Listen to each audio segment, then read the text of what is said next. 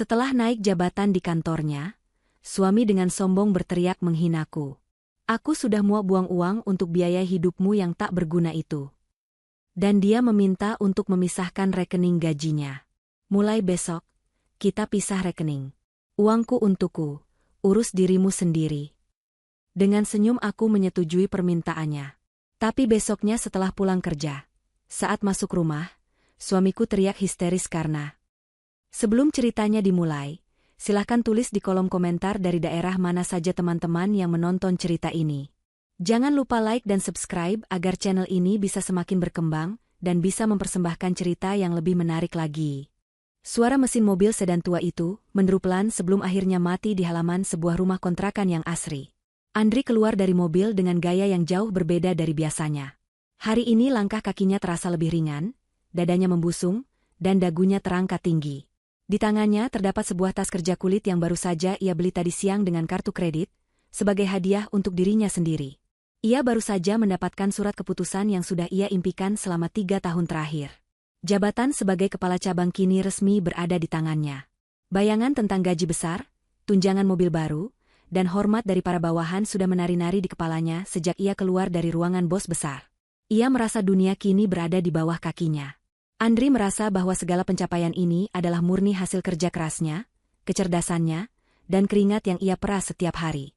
Ia lupa melihat ke sekeliling. Atau tepatnya, ia memilih untuk tidak melihat peran orang lain dalam hidupnya. Andri membuka pintu rumah dengan kasar, tidak seperti biasanya yang mengucap salam dengan lembut. Ia melempar tas kerja barunya ke sofa ruang tamu, lalu melonggarkan das yang terasa mencekik lehernya. Aroma masakan sederhana tercium dari arah dapur. Itu adalah aroma sayur asem dan ikan asin goreng, menu kesukaannya dulu saat mereka masih berjuang di awal pernikahan. Namun hari ini, aroma itu justru membuat hidung Andri berkerut jijik. Ia merasa menu itu tidak lagi pantas untuk lidah seorang pejabat perusahaan sepertinya.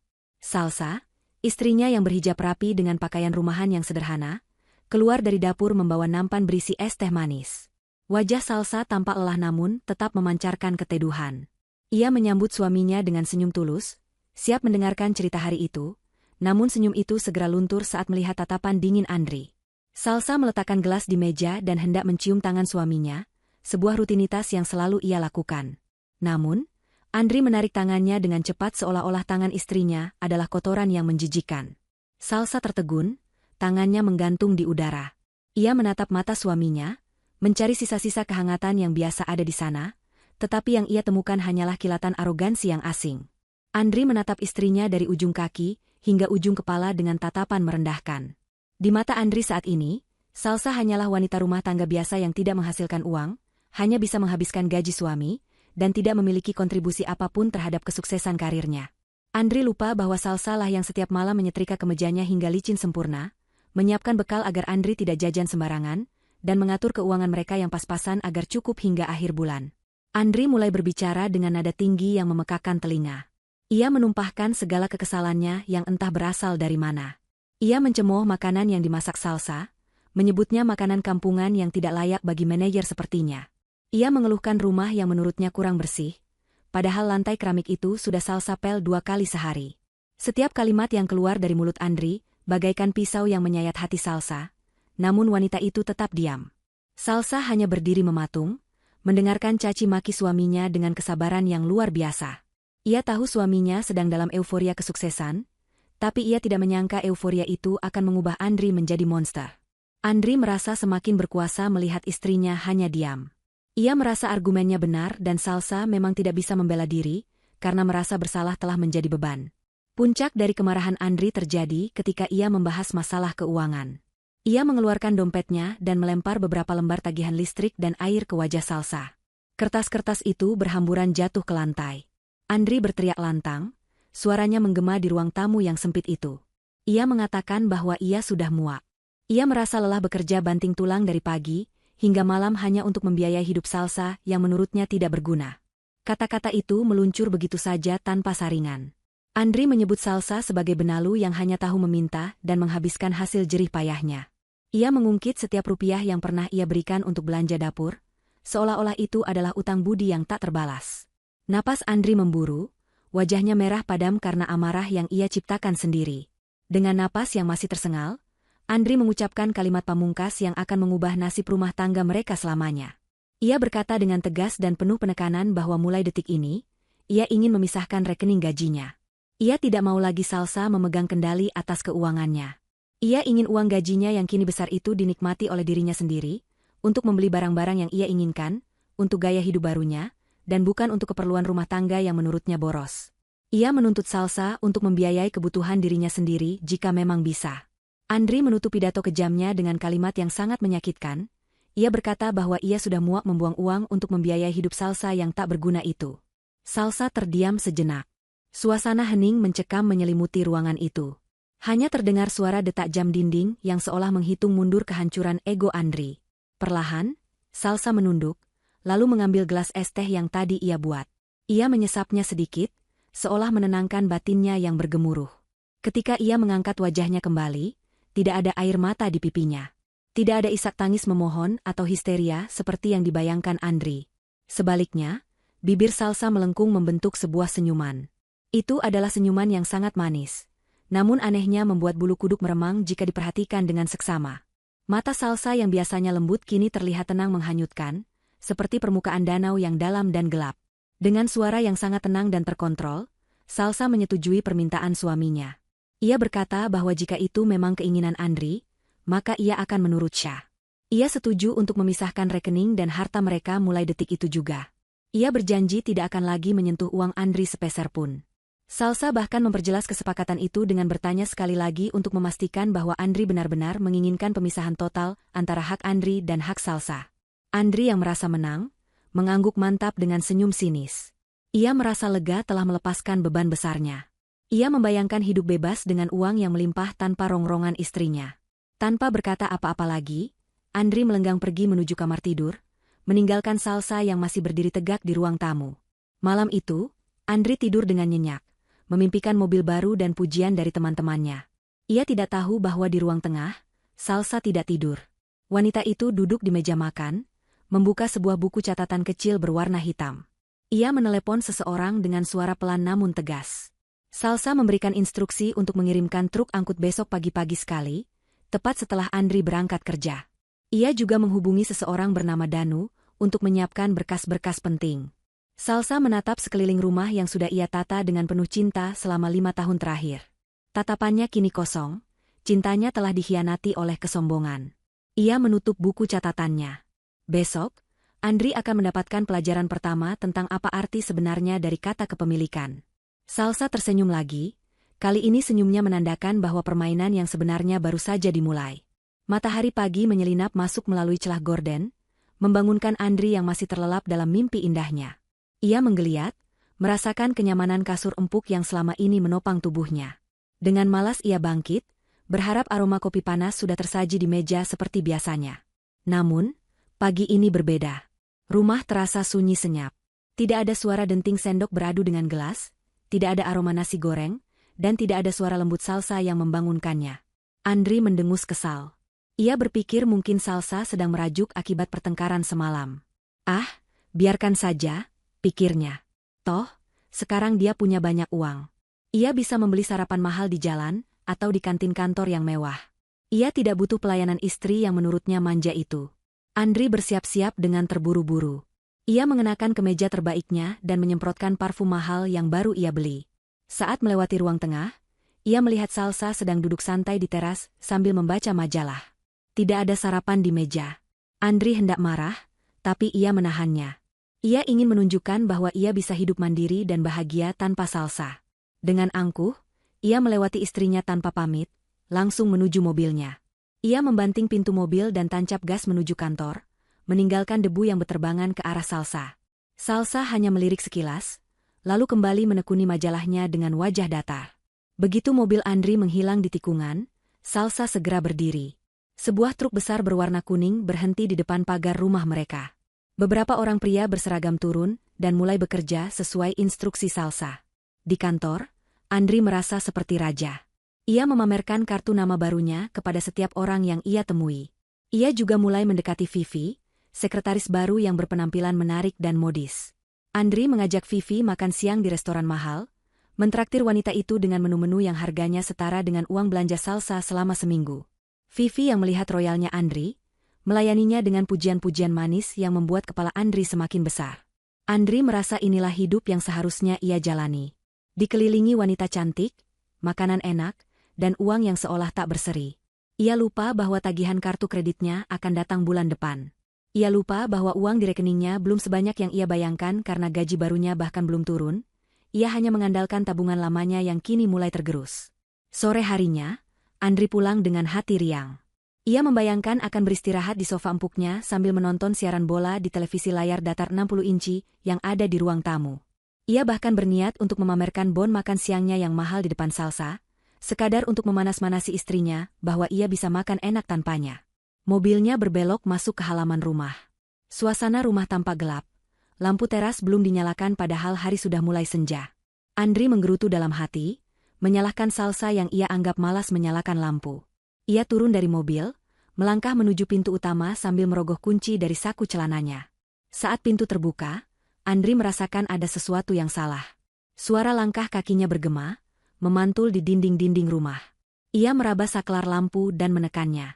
Cahaya lampu neon membanjiri ruangan, dan saat itulah Andri menjerit histeris. Matanya terbelalak lebar, seakan mau keluar dari rongganya. Tas kerja di tangannya terlepas dan jatuh berdebum ke lantai. Pemandangan di depannya sungguh tidak masuk akal. Ruang tamu itu kosong melompong. Benar-benar kosong. Sofa kulit impor yang empuk, meja kaca yang elegan, karpet bulu yang tebal, lemari hias berisi kristal, lukisan-lukisan dinding, bahkan gorden jendela yang mewah, semuanya lenyap.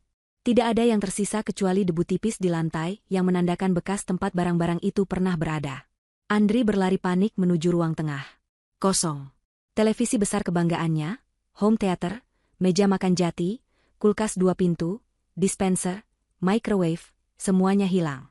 Dapurnya bersih tanpa sisa, tidak ada kompor, tidak ada piring, bahkan sendok pun tidak ada. Andri merasa seperti orang gila, ia berlari ke kamar tidur utama. Ranjang king size yang nyaman itu juga raib. Lemari pakaian besar tempat ia menyimpan baju-bajunya juga tidak ada. Yang tersisa di tengah kamar hanyalah sebuah kasur busa tipis yang lusuh, kasur bekas zaman ia masih menjadi mahasiswa dulu, tergeletak begitu saja di lantai ubin yang dingin. Tumpukan baju kerjanya tergeletak di atas kasur itu dengan berantakan. Andri berteriak memanggil nama Salsa, suaranya penuh amarah dan kepanikan. Ia berpikir rumahnya telah dirampok habis-habisan. Ia berlari keluar rumah dan mendapati Salsa sedang duduk tenang di kursi plastik murahan di teras, satu-satunya kursi yang tersisa. Salsa sedang menyesap teh hangat dari gelas plastik. Wajahnya tenang, kontras dengan wajah Andri yang pucat pasi dan berkeringat dingin. Andri membentak Salsa, bertanya kemana perginya semua barang-barang mereka. Ia menuduh Salsa teledor membiarkan maling masuk dan menguras isi rumah saat ia pergi bekerja. Ia mencaci maki Salsa, menyebutnya istri bodoh yang tidak bisa menjaga harta benda. Salsa meletakkan gelas plastiknya perlahan. Ia berdiri dan menatap Andri tepat di manik matanya. Dengan nada bicara yang santai namun menusuk, Salsa menjelaskan apa yang terjadi. Ia mengingatkan Andri pada kesepakatan mereka semalam. Andri meminta pisah harta dan mengatakan bahwa uang Andri adalah untuk Andri, dan Salsa harus mengurus dirinya sendiri. Salsa berkata bahwa semua perabot yang hilang itu, mulai dari sofa, televisi, kulkas, hingga ranjang, adalah barang-barang yang dibeli menggunakan uang tabungan pribadi Salsa dan uang warisan dari almarhum ayahnya. Salsa memiliki semua kwitansi pembelian atas namanya sendiri. Karena Andri meminta pemisahan yang jelas, maka Salsa membawa semua barang miliknya pindah. Andri ternganga, mulutnya terkunci rapat. Ia mencoba mengingat-ingat, dan hatinya mencelos saat menyadari kebenaran ucapan istrinya. Selama ini gajinya memang hanya cukup untuk membayar cicilan mobil dan gaya hidupnya. Sementara untuk isi rumah, Salsa lah yang diam-diam membelinya sedikit demi sedikit agar rumah mereka nyaman. Salsa menunjuk ke arah kasur busa lusuh di dalam kamar. Ia berkata bahwa hanya kasur itulah yang dibeli menggunakan uang Andri 5 tahun lalu. Jadi, itulah satu-satunya aset Andri di rumah ini. Salsa juga memberitahu bahwa ia sudah menyewa apartemen untuk dirinya sendiri, dan barang-barangnya sudah dipindahkan ke sana. Salsa mengambil tas jinjingnya, lalu berjalan menuju pintu pagar di mana sebuah taksi online sudah menunggu. Sebelum masuk ke dalam mobil, Salsa berbalik dan menatap Andri yang masih berdiri mematung di teras rumah kosong yang gelap. Salsa berucap selamat malam dan menyuruh Andri menikmati tidur di atas aset miliknya sendiri. Andri tidak bisa bergerak. Ia hanya bisa menatap punggung istrinya yang menjauh. Malam itu, di dalam rumah yang besar namun kosong dan bergema, Andri duduk bersimpuh di atas kasur busa tipisnya. Perutnya lapar, tapi tidak ada kompor untuk memasak dan tidak ada uang tunai di dompetnya, karena sudah habis untuk mentraktir Vivi. Dalam keheningan yang menyakitkan, untuk pertama kalinya, kesombongan Andri mulai retak, digantikan oleh rasa sepi yang mencekam. Pagi itu, Andri terbangun dengan rasa sakit yang menusuk di punggungnya. Kasur busa tipis peninggalan masa kuliahnya itu jelas sudah kehilangan daya pegasnya, membuat tubuhnya terasa remuk redam setelah semalaman tidur di atas lantai ubin yang dingin. Ia mengerjapkan mata, berharap pemandangan kamar kosong melompong ini hanyalah mimpi buruk. Namun, realitas menamparnya telak. Langit-langit kamar yang tinggi tanpa hiasan lampu gantung, dinding yang polos tanpa lukisan, dan ketiadaan lemari pakaian besar membuatnya sadar bahwa kejadian kemarin sore adalah nyata.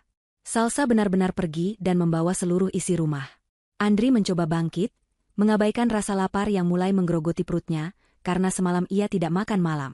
Ia berjalan tertatih menuju kamar mandi, berniat membersihkan diri sebelum berangkat ke kantor. Ia memutar keran wastafel, berharap air dingin bisa membasuh kekacauan di kepalanya. Namun, tidak ada air yang keluar. Keran itu hanya mendesis pelan, mengeluarkan angin kosong, lalu mati total. Andri mengerutkan kening, mencoba memutar keran shower, hasilnya sama saja. Ia berpikir mungkin ada gangguan saluran air di kompleks perumahan ini. Dengan kesal, ia menekan saklar lampu kamar mandi karena ruangan itu agak gelap. Tidak ada cahaya. Lampu tidak menyala. Andri mulai panik. Ia berlari keluar kamar menuju saklar utama di ruang tengah, mencoba menyalakan lampu ruang tamu. Kipas angin gantung pun diam tak bergeming. Listrik di rumah itu mati total. Rasa gerah mulai menyergapnya, ditambah dengan kepanikan yang mulai merambat naik ke ulu hati. Ia segera mengambil ponselnya, mencari nomor layanan pelanggan PLN dan PDAM dengan tangan gemetar. Nada sambung terdengar beberapa kali sebelum suara operator menjawab. Dengan nada tinggi dan penuh emosi, Andri meluapkan amarahnya, bertanya mengapa listrik di rumahnya dipadamkan tanpa pemberitahuan. Ia mengaku sebagai pejabat perusahaan yang sibuk dan tidak punya waktu untuk urusan sepele seperti ini. Namun, jawaban operator di ujung telepon membuat Andri terdiam 1000 bahasa. Operator menjelaskan dengan tenang bahwa aliran listrik diputus karena adanya tunggakan tagihan selama 3 bulan berturut-turut yang belum dibayar. Andri terbelalak. Selama ini ia merasa selalu memberikan uang belanja pada Salsa, dan ia berasumsi uang itu sudah termasuk untuk membayar semua tagihan. Ternyata, uang yang ia berikan jauh dari cukup, dan Salsa lah yang selama ini menutupi kekurangan tagihan listrik dan air menggunakan uang pribadinya tanpa pernah mengeluh atau memberitahu Andri. Andri menutup telepon dengan lemas. Ia kemudian menelepon PDAM, dan jawabannya setali 3 uang. Tunggakan air juga sudah memasuki bulan ketiga. Untuk menyalakan kembali listrik dan air hari ini juga, ia harus melunasi semua tunggakan beserta denda keterlambatan dan biaya penyambungan ulang. Jumlahnya tidak sedikit. Andri mengecek saldo di mobile bankingnya. Angka yang tertera di layar membuatnya menelan ludah. Uangnya menipis karena kemarin ia baru saja membeli tas kulit mahal dan mentraktir Vivi makan siang mewah. Gajinya yang baru dengan nominal besar itu baru akan cair akhir bulan nanti. Dengan berat hati dan tangan gemetar, Andri mentransfer sisa tabungannya untuk melunasi tagihan-tagihan itu. Ia harus mandi dan menyetrika baju agar bisa ke kantor. Ia tidak mungkin datang ke kantor dengan bau badan dan pakaian kusut. Belum sempat Andri bernapas lega setelah membayar tagihan, terdengar ketukan keras di pintu depan. Andri berjalan gontai membukakan pintu. Di sana berdiri seorang pria parubaya bertubuh tambun dengan wajah masam. Itu adalah Pak Kosim, pemilik rumah kontrakan yang mereka tempati. Andri tersenyum kaku, menyapa Pak Kosim dengan ramah yang dipaksakan. Namun, Pak Kosim tidak membalas senyuman itu. Ia langsung menagih uang sewa tahunan yang ternyata jatuh tempo tepat hari ini. Andri mengerutkan kening.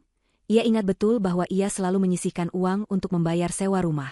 Ia menyebutkan nominal yang biasa ia berikan pada Salsa untuk diserahkan pada Pak Kosim. Pak Kosim tertawa sinis mendengar nominal yang disebutkan Andri. Ia mengeluarkan buku catatan kumal dari sakunya dan menunjukkannya pada Andri. Ternyata, harga sewa rumah di kawasan elit ini 2 kali lipat dari jumlah yang Andri sebutkan. Selama 5 tahun ini, Andri hanya membayar setengah dari harga sewa yang sebenarnya. Sisanya, tentu saja Salsa yang melunasinya diam-diam. Salsa selalu mengatakan pada Andri bahwa ia pandai menawar harga sewa, padahal kenyataannya Salsa lah yang mensubsidi tempat tinggal mereka agar Andri bisa tinggal di rumah bagus tanpa merasa terbebani. Pak Kosim memberikan ultimatum, bayar lunas hari ini atau angkat kaki sekarang juga karena sudah ada penyewa lain yang antre. Dunia Andri rasanya runtuh. Sisa uang di rekeningnya sudah habis untuk bayar listrik dan air. Ia tidak punya pilihan lain. Gengsinya terlalu tinggi untuk diusir seperti gelandangan. Andri akhirnya menelepon teman kantornya, meminjam uang dengan alasan dompetnya tertinggal. Ia berbohong demi menutupi aibnya.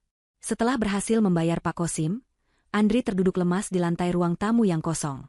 Jam dinding tidak ada, tapi ia tahu ia sudah terlambat ke kantor. Perutnya berbunyi keras minta diisi. Ia pergi ke dapur, berharap menemukan sisa makanan. Nihil. Tidak ada beras, tidak ada mie instan, bahkan garam pun tidak ada. Salsa benar-benar membawa semuanya. Andri akhirnya berangkat kerja dengan perut kosong, mengandalkan air keran yang baru saja menyala untuk mengganjal rasa laparnya. Di dalam mobil, ia memukul setir dengan frustrasi, menyadari bahwa hidup tak berguna, yang ia tuduhkan pada Salsa ternyata adalah hidup yang disokong penuh oleh subsidi istrinya. Andri melangkah masuk lobi kantor dengan sisa-sisa kepercayaan diri yang ia kumpulkan susah payah. Ia berusaha menyembunyikan wajah lelah dan perut laparnya di balik senyum kaku yang ia lemparkan pada resepsionis. Jas yang ia kenakan sedikit kusut di bagian punggung, karena ia menyetrikanya dengan terburu-buru di atas lantai beralaskan kain sarung tadi pagi. Namun, ia merasa orang-orang tidak akan menyadarinya. Di kantor ini, ia adalah manajer baru, sang bintang yang sedang naik daun. Andri berusaha menepis bayangan rumah kosong dan tagihan yang mencekik. Ia bertekad untuk membuktikan bahwa ia baik-baik saja, bahkan lebih baik tanpa Salsa. Ia ingin menunjukkan pada dunia bahwa ia adalah lelaki mandiri yang sukses. Saat jam makan siang tiba, Andri melihat Vivi sedang merapikan meja kerjanya. Vivi hari ini tampil memukau dengan pakaian kerja yang modis. Sangat kontras dengan penampilan Salsa yang sederhana dan tertutup. Andri menghampiri meja Vivi, memasang gaya paling menawan yang ia bisa. Dengan suara dibuat sehalus mungkin, ia mengajak Vivi makan siang di sebuah restoran fine dining yang terletak tak jauh dari kantor. Restoran itu adalah tempat favorit Andri dan Salsa dulu merayakan momen-momen spesial. Andri memilih tempat itu karena ia ingin pamer, sekaligus membuktikan pada dirinya sendiri bahwa ia masih mampu menikmati kemewahan. Vivi, yang memang menyukai gaya hidup high-end, menyambut ajakan itu dengan antusias. Matanya berbinar, seolah melihat tambang emas berjalan dalam diri Andri. Mereka tiba di restoran tersebut. Pelayan menyambut Andri dengan ramah, menyebut namanya dengan hormat karena Andri memang pelanggan tetap. Andri merasa bangga, ia melirik Vivi yang tampak terkesan dengan pelayanan VIP yang mereka terima. Mereka duduk di meja dekat jendela dengan pemandangan kota yang indah. Vivi memesan menu-menu paling mahal tanpa ragu, steak daging impor kualitas terbaik, hidangan pembuka seafood, dan minuman jus buah tropis yang harganya setara dengan uang makan Andri selama 3 hari di warteg. Andri hanya tersenyum mengiyakan, meski dalam hati ia mulai berhitung cemas. Ia ingat limit kartu kreditnya masih cukup, jadi ia mencoba tenang. Ia ingin Vivi melihatnya sebagai sosok pria yang royal dan mapan, bukan suami yang baru saja ditinggal istri dan bangkrut. Sepanjang makan siang, Andri terus membual tentang proyek-proyek besar yang akan ia tangani dan rencana liburan ke luar negeri akhir tahun nanti. Vivi mendengarkan dengan tatapan memuja, sesekali memuji kecerdasan dan kesuksesan Andri. Pujian-pujian itu bagaikan air sejuk di tengah gurun pasir bagi ego Andri yang sedang terluka. Ia merasa menjadi laki-laki seutuhnya di depan Vivi. Andri melupakan sejenak bahwa di rumahnya tidak ada kasur yang layak, dan ia berhutang pada teman kantornya. Saat itu, yang ada hanyalah fantasi bahwa ia adalah raja dunia. Makanan terasa sangat lezat, dan tawa Vivi terdengar seperti musik di telinganya. Tibalah saat yang paling mendebarkan, pembayaran. Seorang pelayan datang membawa buku tagihan tertutup. Andri membukanya sedikit, angkanya fantastis, tapi ia tetap mempertahankan wajah tenangnya. Dengan gerakan elegan yang sudah ia latih, Andri mengeluarkan kartu kredit platinum dari dompetnya dan meletakkannya di atas nampan kecil. Pelayan itu membungkuk hormat dan membawanya pergi. Andri kembali melanjutkan obrolannya dengan Vivi, membahas tentang betapa borosnya mantan istrinya dulu, sebuah kebohongan yang ia ciptakan untuk menutupi rasa bersalahnya. Vivi menanggapi dengan simpati yang dibuat-buat, mengatakan bahwa Andri pantas mendapatkan wanita yang lebih mengerti gaya hidupnya. 5 menit berlalu, pelayan itu kembali. Wajahnya tampak sedikit canggung. Ia berbisik pelan pada Andri, mengatakan bahwa kartu tersebut tidak bisa digunakan alias declinet. Andri terkejut, tapi ia mencoba tetap tenang. Ia tertawa kecil, berkata pada Vivi bahwa mungkin ada gangguan sistem bank. Ia mengeluarkan kartu kredit keduanya, kartu cadangan yang jarang ia pakai. Pelayan itu kembali membawanya. Andri mulai berkeringat dingin. Kakinya di bawah meja bergerak-gerak gelisah. Vivi mulai memandangnya dengan tatapan bertanya, senyum di wajah wanitanya sedikit memudar. Tidak lama kemudian, pelayan itu datang lagi, kali ini didampingi oleh manajer restoran. Sang manajer, yang juga mengenal Andri, berbicara dengan nada sopan namun cukup keras hingga bisa didengar oleh Vivi. Ia menjelaskan bahwa kedua kartu tersebut ditolak oleh sistem. Andri mulai panik dan marah, ia hendak memaki sistem restoran yang menurutnya rusak.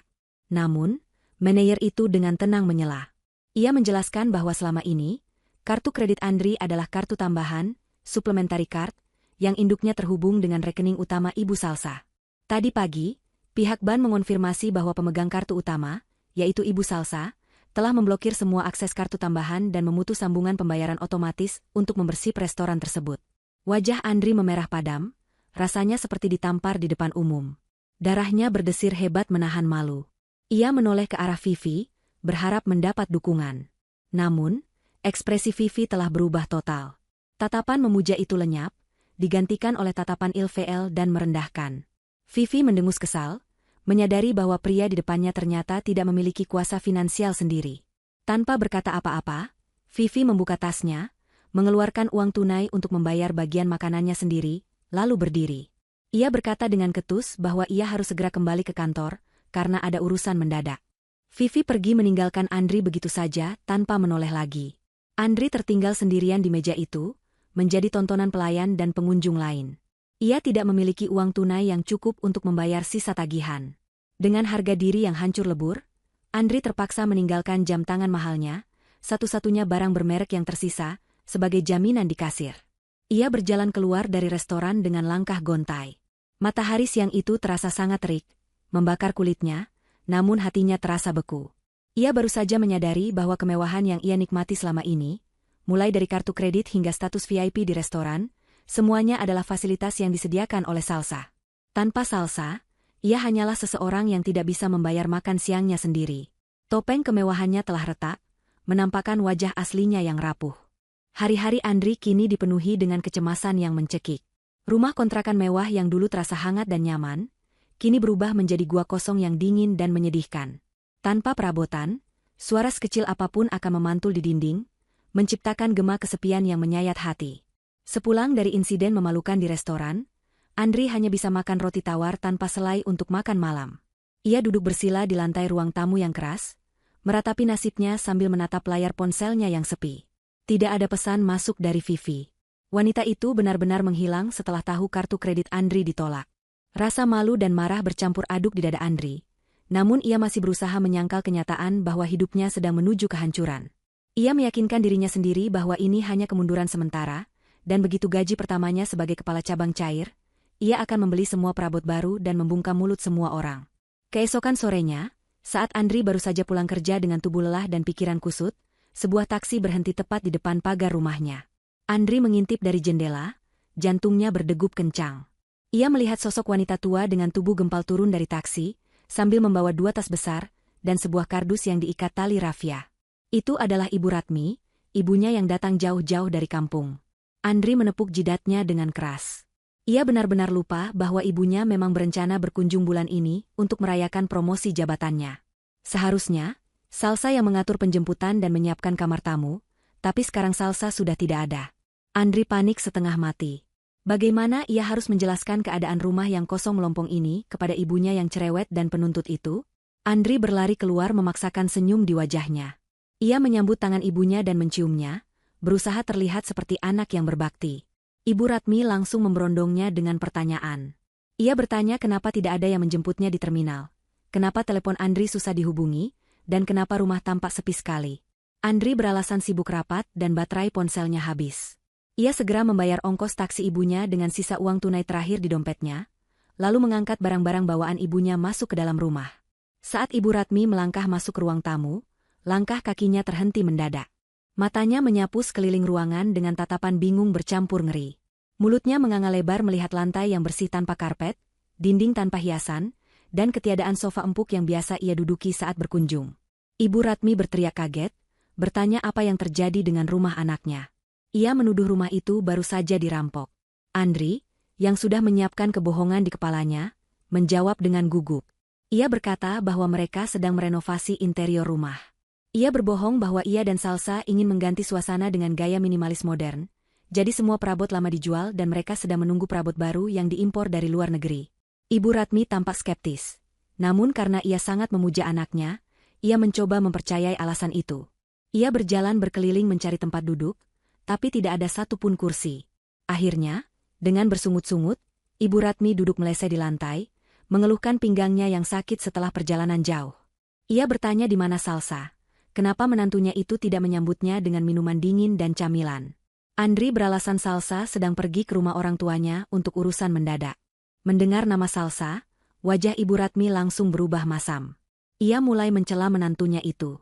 Ibu Ratmi berkata bahwa Salsa adalah istri yang tidak tahu diri, berani-beraninya pergi keluyuran saat mertuanya datang. Ia terus mengoceh tentang betapa tidak beruntungnya Andri mendapatkan istri, seperti Salsa yang menurutnya tidak bisa melayani suami dengan baik. Andri hanya diam mendengarkan, hatinya terasa perih. Dulu, ia akan mengangguk setuju dengan ucapan ibunya. Tapi sekarang, di rumah kosong ini, kata-kata ibunya terdengar seperti ironi yang menampar wajahnya. Salsa lah yang dulu selalu menyiapkan kamar tamu dengan spray wangi, memasak makanan kesukaan Ibu Ratmi, dan memijat kaki ibunya tanpa diminta. Sekarang, tidak ada air dingin, tidak ada makanan, dan tidak ada kasur empuk untuk ibunya. Konflik memanas ketika Ibu Ratmi mulai menagih uang bulanan. Ia berkata dengan nada tinggi bahwa bulan ini transferan uang dari Andri belum masuk rekeningnya. Ia membutuhkan uang itu untuk membetulkan atap rumah di kampung dan membeli perhiasan baru untuk kondangan. Andri mengerutkan kening.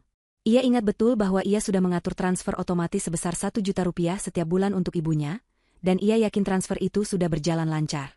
Ia mengatakan pada ibunya bahwa ia sudah mengirim uangnya seperti biasa. Namun, Ibu Ratmi justru marah besar. Ia melempar tas tangannya ke lantai dan berteriak bahwa Andri sudah berubah menjadi pelit sejak naik jabatan. Ibu Ratmi berkata bahwa biasanya ia menerima 4 juta rupiah setiap bulan, bukan 1 juta. Ia menuduh Andri memotong jatah orang tua demi memuaskan gaya hidup istrinya. Andri ternganga kaget. Ia bersumpah demi Tuhan bahwa selama 5 tahun bekerja, ia hanya pernah mengirimkan 1 juta rupiah per bulan dari rekening gajinya. Ia tidak pernah mengirim 4 juta. Ibu Ratmi bersikeras, ia bahkan menunjukkan buku tabungannya. Di sana tertera mutasi rekening setiap bulan sebesar 4 juta rupiah dengan keterangan, dari anakku sayang. Andri merebut buku tabungan itu dan memeriksanya dengan teliti. Tanggal transfernya sama dengan tanggal gajian Andri. Tapi nominalnya berbeda jauh. Andri merasa pusing. Ia mencoba mencerna apa yang terjadi. Perlahan, kebenaran mulai terkuak di benaknya. Selama ini, Salsa lah yang menambahkan 3 juta rupiah setiap bulan ke rekening ibunya tanpa memberitahu Andri. Salsa mengirimkan uang pribadinya, namun mengatasnamakan Andri agar Andri terlihat sebagai anak yang sangat sukses dan berbakti di mata ibunya.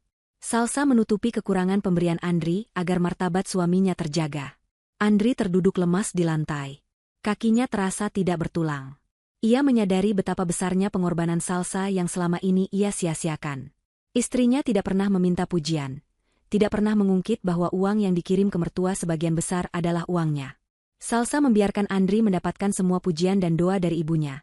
Sementara Salsa rela dimaki dan dianggap menantu yang tidak berguna. Rasa sesal menghantam dada Andri dengan kekuatan penuh. Ia melihat ibunya yang masih terus memaki Salsa, menyebut Salsa sebagai wanita boros yang menghabiskan uang Andri, sehingga Andri tidak bisa memberi 4 juta lagi. Andri ingin berteriak membela Salsa, ingin mengatakan bahwa Salsa lah pahlawan sebenarnya, tapi suaranya tercekat di tenggorokan. Gengsinya masih terlalu tinggi untuk mengakui bahwa ia tidak mampu membiayai ibunya sendiri. Malam itu, suasana di rumah kontrakan itu benar-benar neraka. Andri tidak punya uang untuk membelikan makanan enak. Ia terpaksa memasak mie instan yang ia beli di warung tetangga dengan cara berhutang. Ibu Ratmi menolak makan mie instan. Ia merasa dihina. Ia menangis meraung-raung, mengatakan bahwa anaknya sudah durhaka, memberinya makan sampah padahal jabatannya tinggi. Andri hanya bisa menunduk, diam 1000 bahasa. Saat jam tidur tiba, masalah baru muncul. Tidak ada kasur tamu. Kasur busa tipis milik Andri di kamar utama terlalu sempit untuk berdua, dan tidak pantas ibunya tidur dengan anak laki-laki dewasa. Akhirnya, Andri mengalah.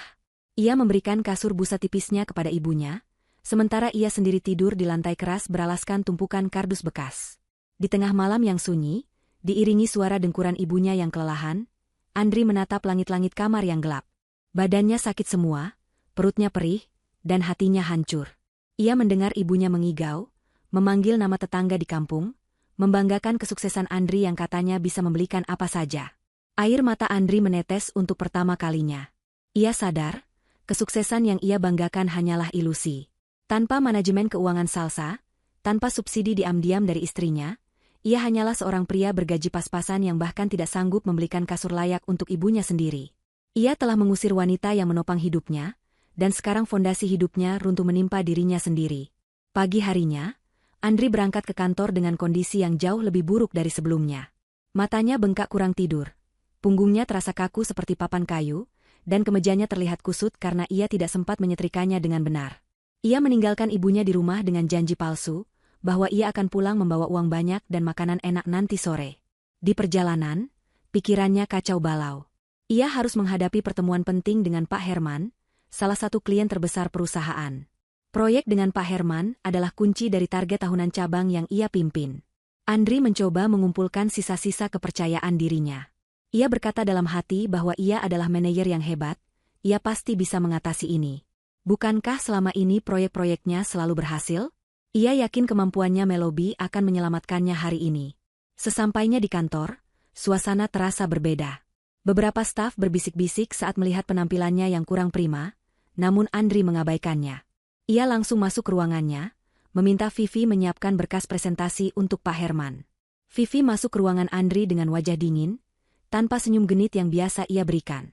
Ia meletakkan tumpukan berkas di meja dengan kasar. Andri mencoba bersikap ramah, namun Vivi hanya menjawab seperlunya dan segera keluar. Andri membuka berkas tersebut dan mulai membacanya. Keringat dingin mulai mengalir di pelipisnya. Ia melihat deretan angka, grafik analisis pasar, dan istilah-istilah teknis yang terasa asing. Dulu, setiap kali ada presentasi besar, Salsa selalu membantunya mempelajari materi di rumah. Salsa akan merangkum poin-poin penting, menjelaskan celah risiko, bahkan memberi masukan strategi negosiasi. Andri baru sadar, selama ini ia hanya tampil sebagai wajah di depan klien. Sementara, otak di balik strategi itu adalah istrinya. Jam 10 tepat, Pak Herman datang bersama timnya. Pria parubaya itu memiliki aura wibawa yang kuat. Mereka duduk di ruang rapat yang dingin. Andri berdiri di depan, mencoba mempresentasikan proposal kerjasama perpanjangan kontrak. Ia berbicara dengan gaya orator yang meyakinkan, menggunakan kata-kata manis dan janji-janji keuntungan besar. Namun, saat sesi tanya-jawab dimulai, topeng Andri mulai retak. Pak Herman mengajukan pertanyaan spesifik tentang mitigasi risiko fluktuasi pasar dan dampak regulasi baru terhadap rantai pasok mereka. Andri terdiam. Ia tidak tahu jawabannya. Ia mencoba menjawab berputar-putar dengan kalimat normatif yang kosong. Pak Herman mengerutkan kening, tidak puas dengan jawaban dangkal itu. Pak Herman kemudian menanyakan tentang analisis kuartal ketiga yang biasanya dilampirkan dalam proposal Andri. Pak Herman berkata bahwa analisis itulah yang membuatnya bertahan menjadi klien setia, karena ketajaman prediksi dan solusinya yang brilian. Andri bingung. Ia tidak pernah membuat analisis semacam itu secara sadar. Ia ingat Salsa sering menyisipkan beberapa lembar kertas tambahan di tas kerjanya sebelum rapat penting. Berkata itu adalah catatan kecil untuk Andri baca. Ternyata, catatan kecil, itulah yang selama ini menjadi kunci kesuksesan Andri. Tanpa catatan dari Salsa, proposal Andri hanyalah tumpukan kertas standar yang membosankan dan tidak memiliki nilai tambah. Andri tergagap, mengatakan bahwa timnya lupa melampirkannya. Pak Herman menatap Andri dengan tajam, tatapan yang seolah menelanjangi ketidakmampuan Andri. Pria tua itu menutup map proposal di hadapannya dengan suara keras yang membuat seisi ruangan terlonjak. Ia berkata dengan suara berat bahwa ia sangat kecewa. Pak Herman mengungkapkan sebuah fakta yang membuat darah Andri membeku. Ia berkata bahwa ia mengenal ayah Salsa. Ia tahu latar belakang pendidikan Salsa yang merupakan lulusan terbaik manajemen bisnis. Selama ini, Pak Herman bersedia bekerja sama dengan Andri bukan karena Andri hebat, melainkan karena ia melihat sentuhan tangan dingin Salsa dalam setiap strategi yang Andri tawarkan. Pak Herman tahu bahwa di balik presentasi Andri, ada pemikiran cerdas Salsa. Ia menghargai Andri sebagai suami Salsa. Namun, Pak Herman melanjutkan, ia mendengar kabar bahwa Andri telah memperlakukan Salsa dengan buruk dan bahkan mengusirnya. Pak Herman berkata bahwa ia adalah pebisnis yang memegang teguh etika dan kepercayaan. Jika Andri bisa mengkhianati orang yang paling mendukungnya di rumah, bagaimana Pak Herman bisa percaya Andri tidak akan mengkhianati rekan bisnisnya? Kalimat itu menohok ulu hati Andri. Pak Herman berdiri, merapikan jasnya, dan menyatakan bahwa ia membatalkan semua rencana perpanjangan kontrak. Ia akan menarik investasinya dan pindah ke kompetitor. Pak Herman meninggalkan ruang rapat tanpa menjabat tangan Andri, diikuti oleh timnya. Andri berdiri mematung di depan layar proyektor yang masih menyala, sementara staf-stafnya menatapnya dengan pandangan menyalahkan. Belum sempat Andri memproses kegagalannya, interkom di ruang rapat berbunyi. Suara sekretaris bos besar terdengar, memanggil Andri untuk segera menghadap Pak Gunawan, CEO perusahaan. Andri berjalan menuju ruangan bos dengan langkah seret, seperti terpidana mati yang menuju tiang gantungan. Di dalam ruangan, Pak Gunawan sudah menunggunya dengan wajah merah padam karena amarah. Rupanya Pak Herman sudah menelepon Pak Gunawan dan memberitahu alasan pembatalan kontrak. Pak Gunawan memaki Andri habis-habisan. Ia menyebut Andri tidak kompeten, ceroboh, dan telah merugikan perusahaan miliaran rupiah karena hilangnya klien utama. Pak Gunawan melempar berkas laporan kinerja bulanan ke arah Andri. Pak Gunawan membongkar fakta lain yang lebih menyakitkan. Ia menunjukkan bahwa grafik kinerja Andri sebenarnya biasa-biasa saja, bahkan cenderung menurun dalam hal teknis.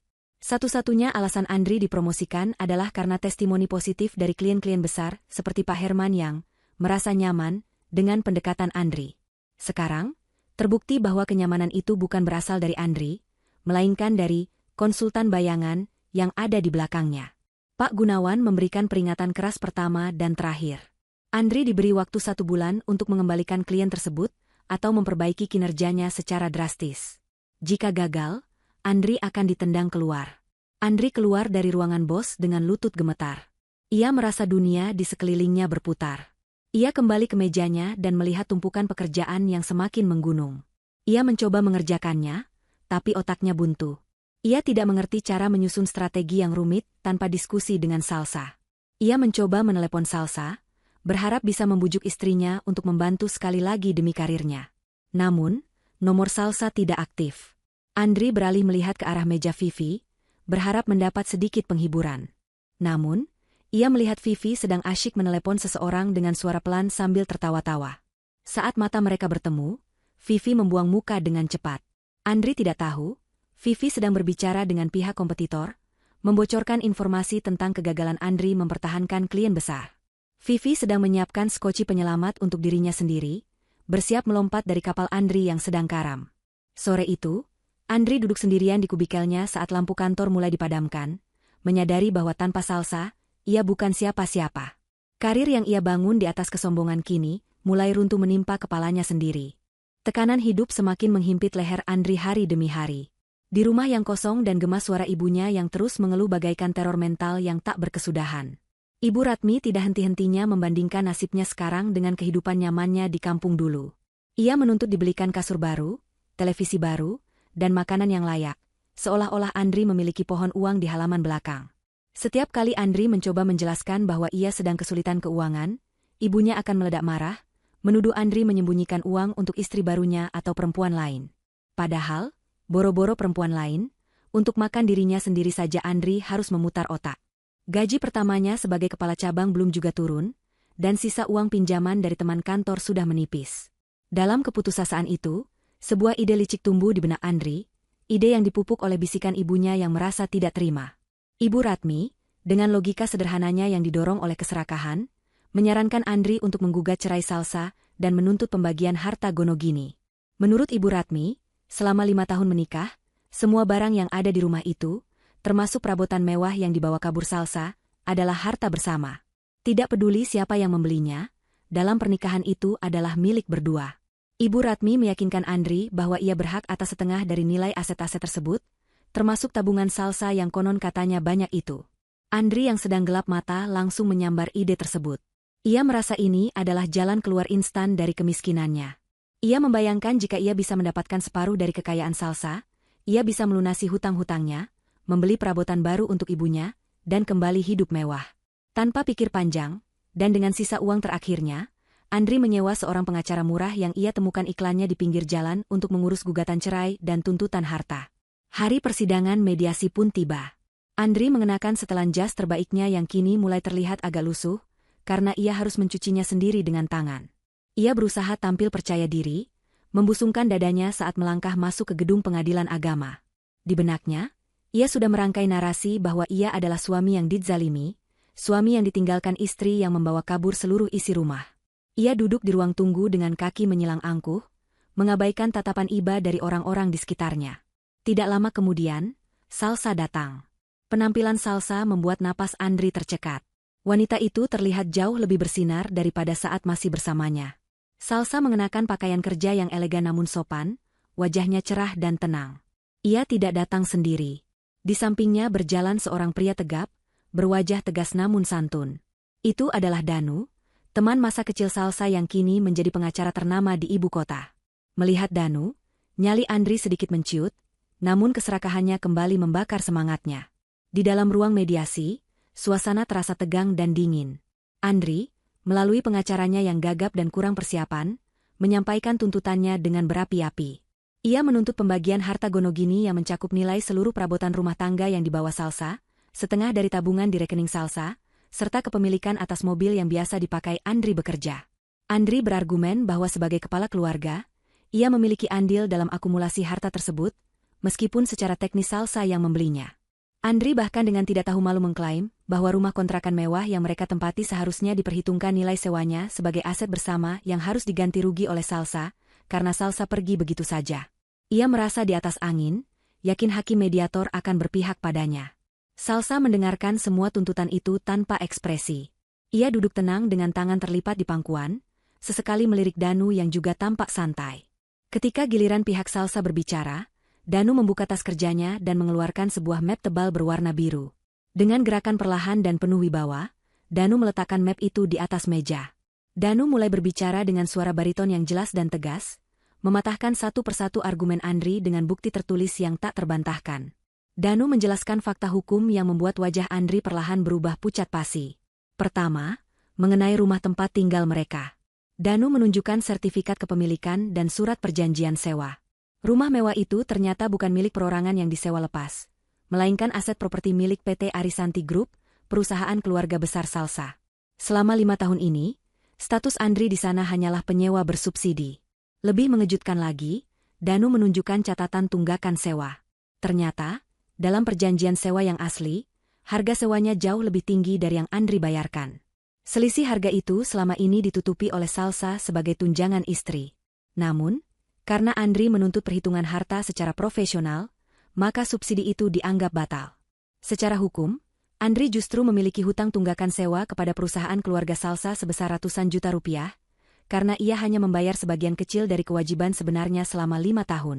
Andri terbelalak, keringat dingin mulai mengucur deras di punggungnya. Belum selesai sampai di situ, Danu beralih ke masalah mobil. Mobil sedan yang selama ini dibanggakan Andri dan dianggap sebagai simbol kesuksesannya, ternyata bukan atas nama pribadi Andri maupun Salsa. Mobil itu adalah aset inventaris kantor cabang dari salah satu anak perusahaan keluarga Salsa yang dipinjam pakaikan kepada Andri atas rekomendasi Salsa dulu. Danu menyodorkan surat penarikan aset kendaraan. Karena Andri dan Salsa sedang dalam proses perceraian, maka fasilitas pinjam pakai itu dicabut. Andri dituduh menggelapkan aset perusahaan jika tidak mengembalikan mobil itu hari itu juga. Terakhir, mengenai perabotan dan tabungan. Danu menunjukkan bukti transfer dan nota pembelian yang sah. Semua uang yang digunakan untuk membeli perabotan berasal dari rekening pribadi Salsa, yang merupakan hasil warisan dan dividen saham keluarganya, yang secara hukum agama dan negara, adalah harta bawaan istri dan tidak bisa digugat sebagai harta gonogini. Justru sebaliknya, Danu menunjukkan rekapitulasi pengeluaran rumah tangga. Selama menikah, Andri tidak pernah memberikan nafkah yang layak sesuai standar kelayakan hidup mereka, sehingga Salsa lah yang menutupi kebutuhan pokok. Jika Andri bersikeras menuntut hitung-hitungan, maka Salsa akan menuntut balik penggantian nafkah terutang selama 5 tahun. Ruangan mediasi itu hening seketika. Andri merasa seolah-olah lantai di bawah kakinya runtuh. Tuntutannya untuk mendapatkan uang justru berbalik, menjadi ancaman hutang raksasa yang tidak mungkin sanggup ia bayar seumur hidup. Pengacara murah sewaan Andri hanya bisa diam 1000 bahasa, sibuk membolak-balik kertas tanpa tahu harus membela apa. Andri menatap Salsa, berharap menemukan sedikit belas kasihan di mata wanita yang pernah ia cintai itu. Namun, tatapan Salsa kosong, seperti menatap orang asing yang tidak berarti. Salsa akhirnya angkat bicara dengan suara pelan namun menusuk. Ia berkata bahwa ia bersedia memutihkan semua hutang sewa dan nafkah terutang itu, dengan satu syarat. Andri harus menandatangani surat persetujuan cerai tanpa tuntutan harta sepeser pun saat ini juga, dan keluar dari kehidupan Salsa selamanya. Andri gemetar hebat. Tangannya yang memegang pena terasa licin oleh keringat. Ia tidak punya pilihan lain. Jika ia lanjut menuntut, ia akan bangkrut total dan mungkin dipenjara karena hutang perdata. Dengan harga diri yang hancur lebur menjadi debu, Andri menandatangani berkas perceraian itu. Ia melepaskan semua haknya. Ia keluar dari gedung pengadilan dengan langkah gontai, tanpa mobil, tanpa uang, dan tanpa harapan.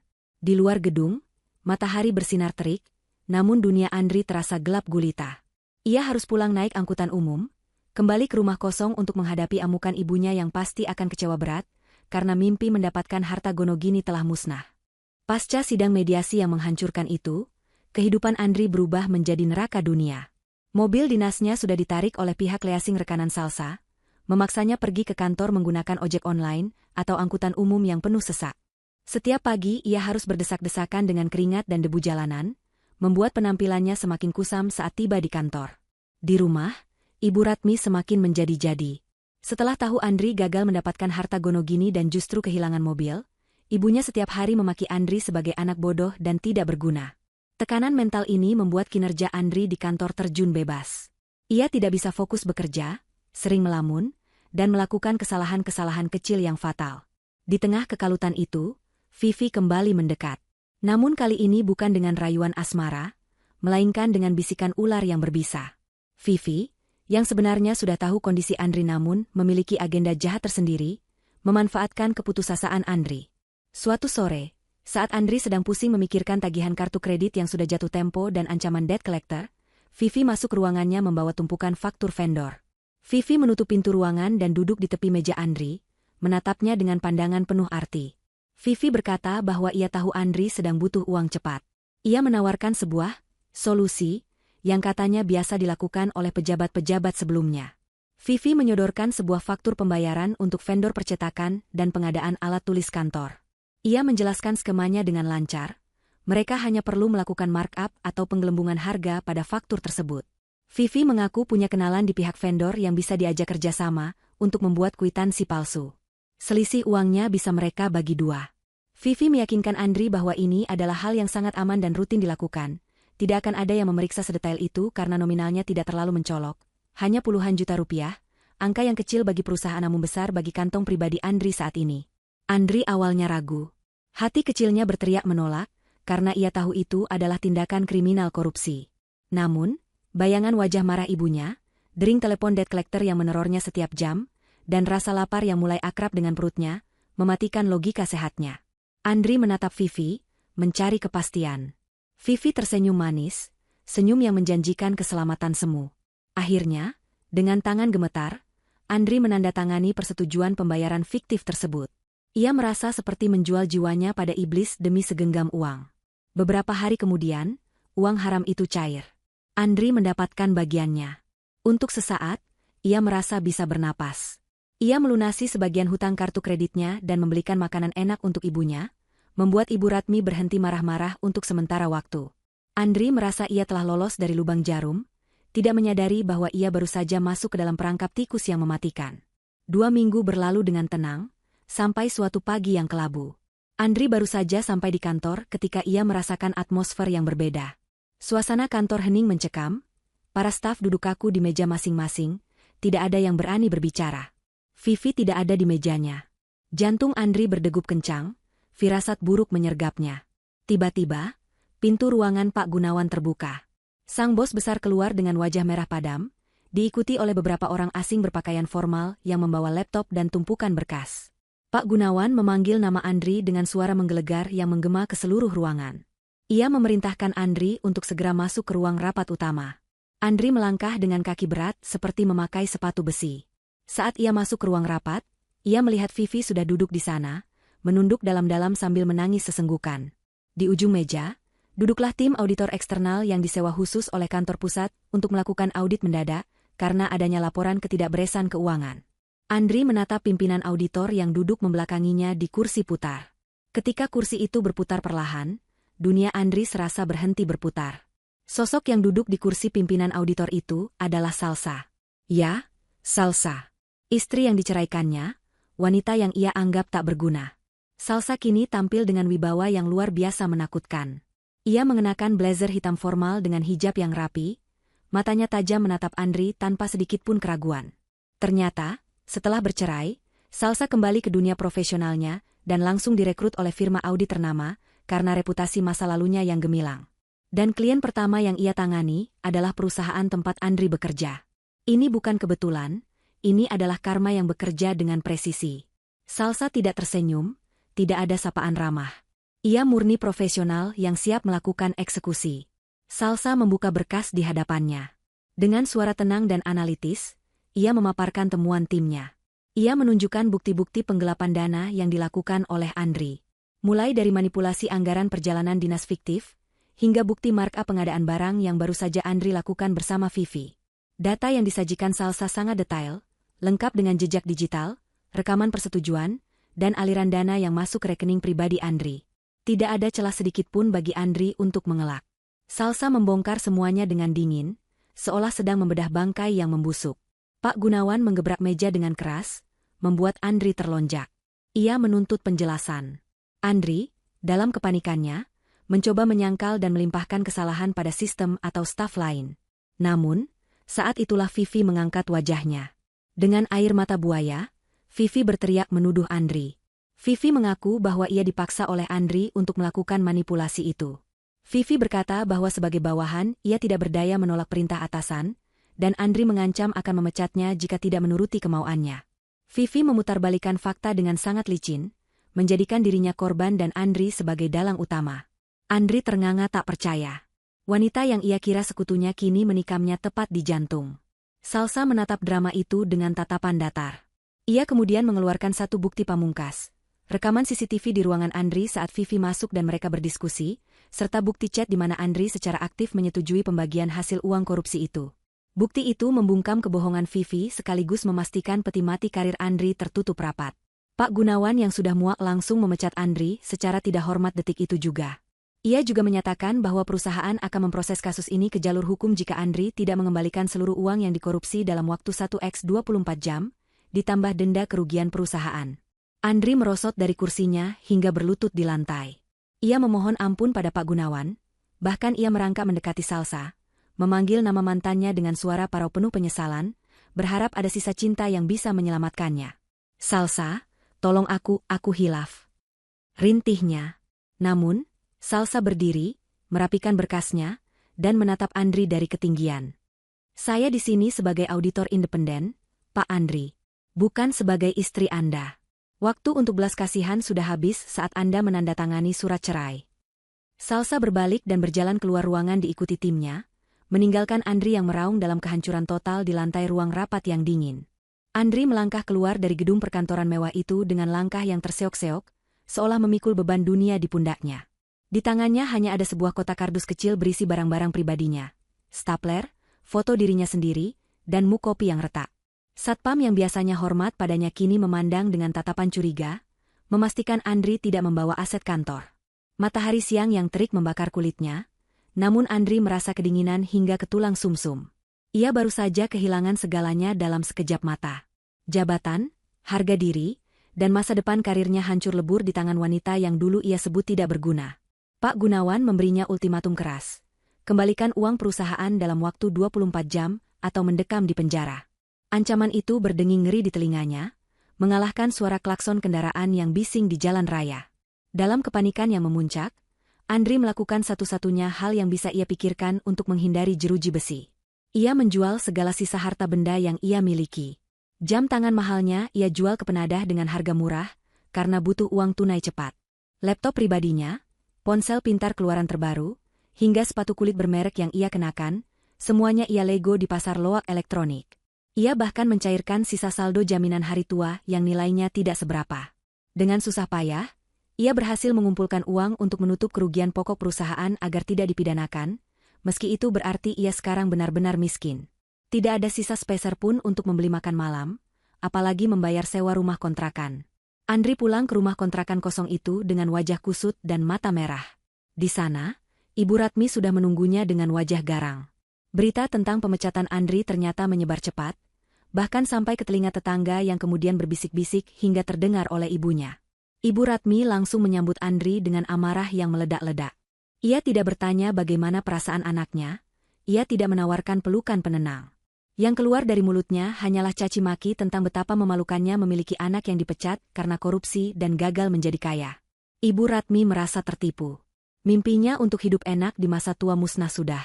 Bagi Ibu Ratmi, anak yang tidak punya uang adalah investasi yang gagal. Tanpa membuang waktu, Ibu Ratmi menyeret tas-tas besarnya ke ruang tamu. Ia menyatakan akan pulang ke kampung hari itu juga. Ia tidak sudi hidup susah bersama Andri di kota, menanggung malu menjadi bahan gunjingan tetangga kontrakan. Andri memohon, bersujud di kaki ibunya, meminta ibunya untuk tetap tinggal dan menemaninya melewati masa sulit ini. Andri berkata bahwa ia masih bisa bangkit, ia akan mencari kerja lagi. Namun, Ibu Ratmi menepis tangan anaknya dengan kasar. Ia berkata dengan dingin bahwa ia hanya akan kembali jika Andri sudah sukses lagi.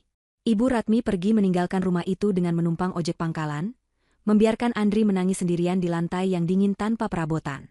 Itu adalah pukulan telak yang meruntuhkan sisa-sisa mental Andri. Keesokan harinya, mimpi buruk Andri berlanjut. Pemilik kontrakan datang dan mengusirnya paksa karena Andri tidak bisa lagi membayar sewa bulan berikutnya.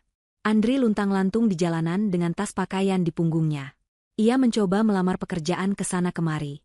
Ia mengirim ratusan email lamaran ke berbagai perusahaan, mulai dari perusahaan besar hingga rintisan kecil. Namun, reputasinya sudah hancur. Namanya telah masuk dalam daftar hitam Asosiasi HRD Industri sebagai pegawai yang melakukan fraud atau kecurangan. Tidak ada satupun perusahaan yang mau menerimanya. Bahkan panggilan wawancara pun tidak ia dapatkan. Pintu karir profesionalnya telah tertutup rapat, digembok oleh kesalahannya sendiri. Putus asa, Andri menurunkan standarnya. Ia mencoba mendaftar menjadi pengemudi ojek online atau taksi online. Namun, ia baru sadar bahwa ia tidak memiliki kendaraan. Mobil dinas ditarik, dan ia tidak punya motor. Ia mencoba menyewa akun orang lain, tapi uang setoran awalnya pun ia tak punya. Akhirnya, perut yang lapar memaksanya membuang semua gengsi yang tersisa. Andri berjalan kaki menyusuri jalanan kota yang panas, menawarkan tenaganya ke warung-warung makan tenda, toko kelontong, hingga tempat cuci motor.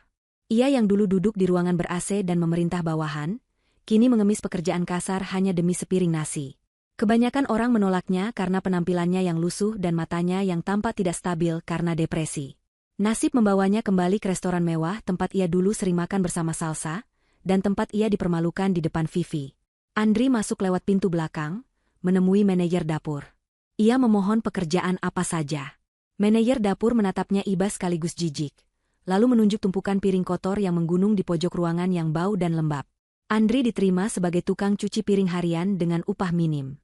Malam itu, Andri, mantan kepala cabang yang sombong, berdiri di depan wastafel besar penuh lemak sisa makanan orang lain. Tangannya yang dulu halus memegang pulpen mahal, kini kasar dan keriput terendam air sabun yang keras. Bau amis sisa makanan menempel di bajunya, menusuk hidungnya, membuatnya ingin muntah. Tapi ia menahannya karena ia butuh uang untuk makan. Saat sedang menggosok kerak noda di sebuah panci besar, mata Andri tertuju pada sebuah televisi kecil yang tergantung di sudut dapur untuk hiburan para koki. Di layar televisi, sedang ditayangkan berita bisnis nasional. Jantung Andri seakan berhenti berdetak. Di layar itu, terpampang wajah Salsa. Mantan istrinya terlihat begitu anggun dan berwibawa sedang diwawancarai sebagai wanita pengusaha paling berpengaruh tahun ini. Salsa berbicara tentang integritas, kerja keras, dan pentingnya manajemen yang jujur. Di bawah layar tertulis nama Salsa lengkap dengan gelar barunya sebagai pemilik firma audit dan konsultan bisnis yang sedang naik daun. Andri menatap layar itu dengan mata berkaca-kaca, sementara tangannya masih memegang spons kotor penuh minyak. Perbedaan nasib mereka bagaikan langit dan bumi. Di titik terendah hidupnya, di antara bau sampah dapur dan denting piring kotor, Andri akhirnya mengakui kebenaran yang menyakitkan. Salsa adalah berlian yang ia buang ke selokan, sementara dirinya hanyalah kerikil yang merasa berharga. Penyesalan itu datang terlambat, sangat terlambat, menghimpit dadanya hingga sesak napas di tengah uap panas dapur restoran. 2 tahun telah berlalu sejak malam di dapur restoran itu. Roda kehidupan terus berputar. Namun bagi Andri, roda itu sepertinya macet di posisi paling bawah. Wajahnya kini terlihat 10 tahun lebih tua dari usia sebenarnya. Kulitnya gelap terbakar matahari, rambutnya kusam dan mulai memutih tak terurus, dan tubuhnya kurus kering. Andri kini bekerja sebagai juru parkir liar di sebuah kawasan bisnis elit di pusat kota. Setiap hari ia harus berteriak-teriak mengatur kendaraan, menghirup asap knalpot, dan berebut lahan dengan preman setempat hanya demi uang receh yang tak seberapa. Ia tidur di emperan toko atau di pos ronda jika sedang beruntung. Hatinya telah mati rasa, gengsinya telah lama terkubur bersama masa lalunya yang gemilang.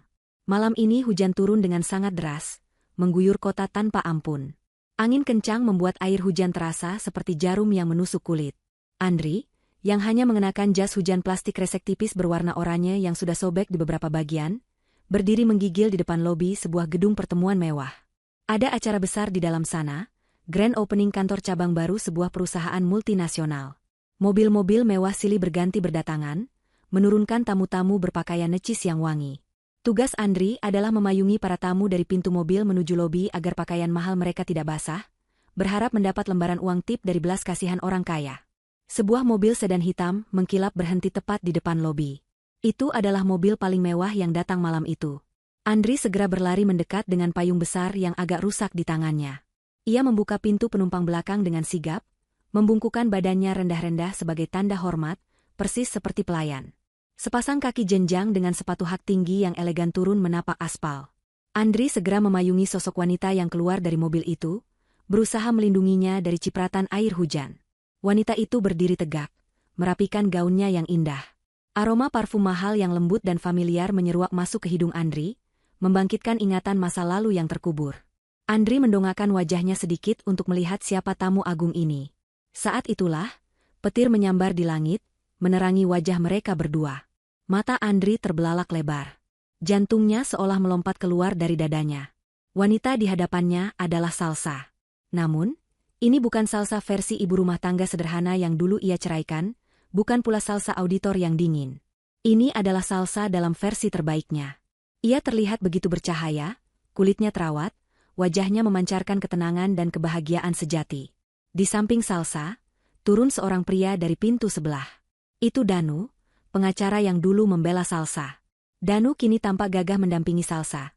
Tangannya dengan lembut memegang punggung Salsa, sebuah gestur protektif dan penuh kasih sayang yang dulu tidak pernah Andri berikan. Mereka terlihat sebagai pasangan yang sempurna dan setara. Lidah Andri keluh.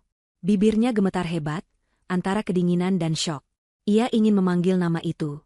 Salsa, suaranya tercekat di tenggorokan, terdengar parau dan lemah, kalah oleh suara deru hujan.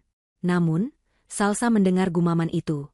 Ia menoleh perlahan ke arah tukang parkir lusuh yang memayunginya. Mata mereka bertemu. Detik itu terasa berjalan sangat lambat bagi Andri. Ia berharap Salsa akan kaget, atau mungkin marah, atau setidaknya menunjukkan emosi apapun yang menandakan bahwa Andri masih memiliki arti dalam hidupnya, meski sebagai musuh sekalipun. Andri siap jika harus dimaki atau diludahi, setidaknya itu berarti ia masih dianggap ada. Namun, reaksi Salsa sungguh di luar dugaan dan jauh lebih menyakitkan daripada tamparan. Salsa menatap Andri tepat di mata, mengenali wajah mantan suaminya itu di balik kerut penderitaan dan air hujan yang membasahi wajah kusam Andri. Tapi, tidak ada amarah di mata Salsa. Tidak ada kebencian. Yang ada hanyalah tatapan datar, sopan, dan berjarak, seolah-olah ia sedang menatap orang asing yang tidak pernah ia kenal. Tatapan seorang nyonya besar kepada pelayan kecil. Salsa tidak terkejut, tidak juga iba. Ia hanya melihat Andri sebagai tukang parkir yang sedang melakukan tugasnya. Salsa sudah sepenuhnya move on, ia sudah berada di level kehidupan di mana keberadaan Andri sudah tidak relevan lagi baginya. Andri hanyalah masa lalu yang sudah tidak memiliki dampak emosional apapun. Salsa tersenyum tipis, senyum formalitas kepada orang kecil. Ia membuka tas tangannya yang berharga puluhan juta, mengambil selembar uang berwarna merah, 100.000 rupiah. Ia mengulurkan uang itu kepada Andri. Terima kasih, Pak. Payungnya sangat membantu, ucap Salsa dengan suara lembut namun tegas. Tidak ada panggilan, Mas Andri, tidak ada drama. Hanya ucapan terima kasih profesional. Salsa meletakkan uang itu di tangan Andri yang kotor dan gemetar. Ambil saja kembaliannya. Beli makanan hangat ya, Pak. Hujannya dingin, tambah Salsa, lalu ia segera memalingkan wajahnya kembali ke arah Danu. Danu merangkul pundak Salsa, membimbingnya masuk ke dalam lobi gedung yang terang benderang dan hangat, meninggalkan Andri di luar. Andri berdiri mematung di tengah hujan deras. Tangannya mencengkeram lembaran uang 100.000 pemberian mantan istrinya. Air hujan bercampur dengan air mata yang kini mengalir deras di pipinya. Ia melihat punggung Salsa menjauh, masuk ke dalam cahaya, dikelilingi orang-orang yang menghormatinya. Pintu kaca lobi tertutup perlahan, memisahkan dua dunia yang kini berbeda kasta itu selamanya. Andri menyadari karma terburuk bukanlah kemiskinan atau hukuman penjara, melainkan ketidakpedulian total dari orang yang pernah mencintainya. Bagi Salsa, Andri sudah mati. Andri hanya bisa menatap nanar ke arah gedung itu, meremas uang di tangannya, menyadari bahwa selembar uang ini adalah satu-satunya hal yang tersisa dari wanita yang dulu menyerahkan seluruh hidupnya untuk dia. Di bawah guyuran hujan yang semakin lebat, Andri akhirnya tersungkur, menangis meraung-raung dalam penyesalan yang abadi, menjadi penonton yang tak terlihat dalam kesuksesan wanita yang pernah ia sia-siakan.